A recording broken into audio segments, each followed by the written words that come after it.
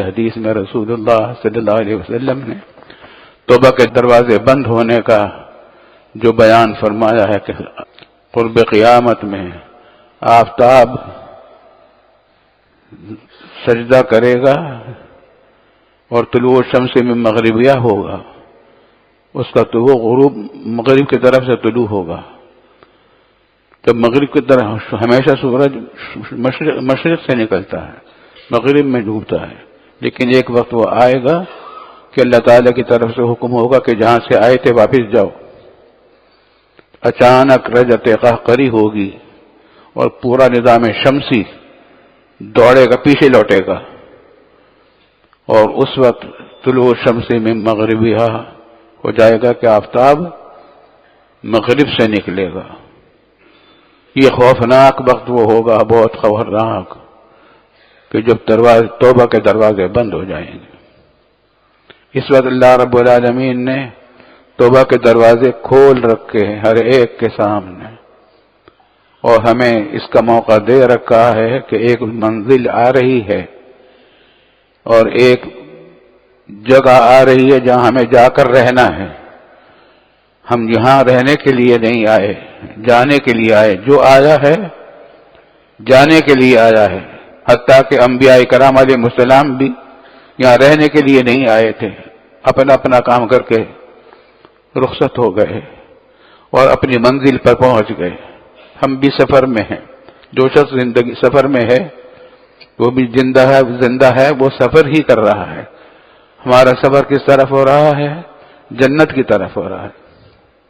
یہ مومن کا سفر جنت کی طرف ہو رہا ہے۔ اس کی خاص بات یہ ہے جنت کے سفر کی، صراط مستقیم ہے یہ سیدھا۔ اگر آپ ارادہ کریں یہاں سے کہ پشاور جائیں گے اور راستے میں آپ نہ جا سکے، مثلا کوئی آدمی تھا بیچارہ جا رہا تھا، وہ راستے میں انتقال کر گیا، تو اس کو کہا جائے گا کہ اس کا سفر ادھورا رہ گیا۔ ہمارے شیخ فرمایا کرتے تھے کہ سفر ادھورا نہیں رہا، سفر پورا ہو گیا۔ اس کی جہاں منزل تھی وہی منزل ہے، جہاں مرے گا وہی منزل ہے۔ اس صراط مستقیم کی ایک خاص بات یہ ہے، آدمی جہاں مرتا ہے وہی اس کی منزل ہے، اور وہ جگہ متعین ہے کہاں مرنا ہے۔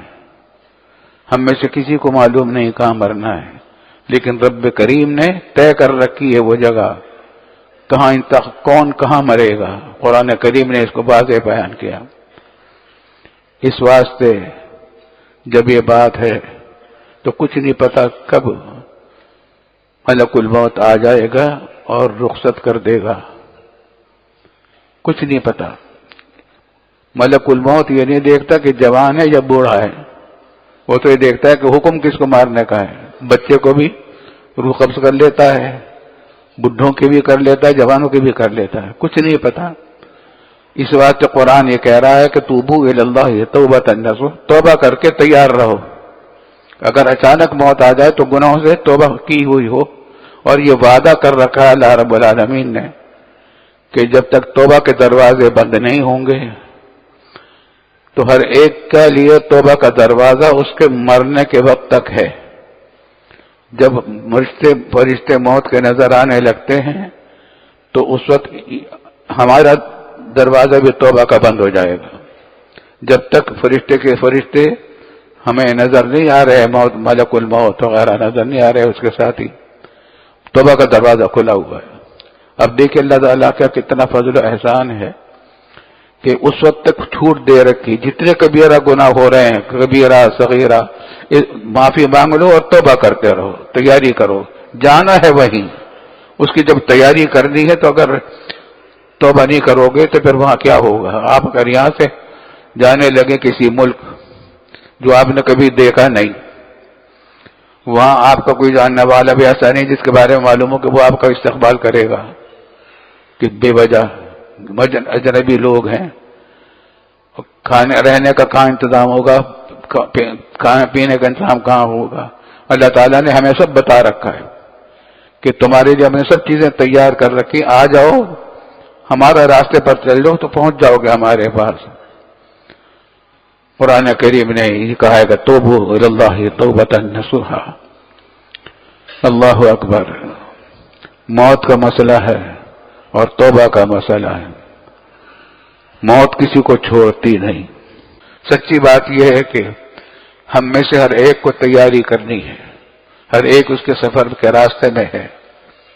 اور قرآن کریم نے توبوا الی اللہ توبۃ نصوحا کہہ کر پتا ہے کہ دروازے کھلے ہوئے ہیں. توبہ کر لو، توبہ کر لو کہ گناہ معاف ہو جائیں گے. ہاں، بندوں کے حقوق معاف نہیں ہوتے، یا تو بندے سے معاف کرایا جائے یا ان کے حقوق کو ادا کیا جائے. لیکن جب اللہ تعالیٰ سے آدمی دعا کرتا ہے اور کوشش کرتا ہے تو بندوں کے حقوق کے لیے بھی تیاری کرتا ہے. کوشش کرے اور نہ کر سکے تو اسے معافی مانگ لے.